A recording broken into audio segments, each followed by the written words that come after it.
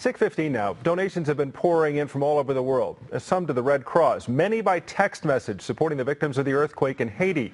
Well, the campaign on text is allowing people to donate $10 via the cell phone bill. The company that's behind all that is called mGive. It's based right here in Denver.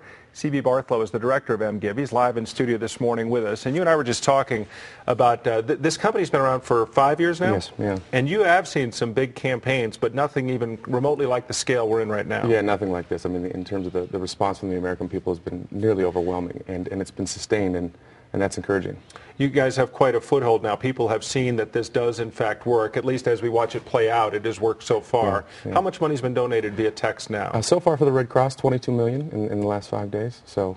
And that will come through, people may want to know how this works. mGive is obviously the people who have built the software to manage all this. Yeah. But that's going to come from Verizon, T-Mobile, right. AT&T, and all that at the end of the month? Or yeah, well, essentially, the donations are added to your mobile bill as a line item, tax-free. So when people pay their mobile bill, they would just pay that additional charge. However, for this effort, the wireless carriers have all agreed to just fast-track the funds. So whenever a pledge comes in, they'll pay it directly out. They'll move it right out. Yeah. Well, $22 million. What was the most effective campaign you'd had prior to that? Prior to that was Alicia Keys on American Idol. She works with Keep Child Alive Foundation. So she did a direct call to action during the show. They did about $500,000 in about 4 hours. So, to date, that was a campaign we were very proud of. But this is obviously. How much busier have you been because of this? Do you guys have to add staffing, add personnel? Has it been a pressure on the company, or is this system just flow? It's we have amazing developers. Our software is kind of hands off, and it works very, very well. That said, it's sort of been like the stock market floor. I mean, it's been wonderful, and it's been busy, and it's sort of the day where you see your dream kind of come to fruition. So for your company, obviously this is a big moment in time. You guys have been able to be a great center point for people to donate money here. This also says a lot about maybe the future of donation, doesn't it? Right, and that's really sort of what we've been working toward. It's kind of changing the paradigm of donors and supporters. Donor bases are kind of aging out now, and it's sort of people are looking to manage their relationship with the folks they support. So gone are the days of kind of a really in-depth relationship and committed giving, and this allows kind of everybody to give to any organization at any time. Okay, so people who are getting used to this now, it has been a week since the earthquake, and mGive, you've seen different spikes and drop-offs in donation. But a lot of people are careful about what they do on the Internet and where their money goes. And why don't you take us through the chain here and tell people that, I mean, as far as you know, nobody's taken any of this. This money's going from $10 from you to $10 to the Red Cross. Yeah, I mean, the way the channel is set up is that essentially we never touch the money. I mean, we facilitate the donation delivery.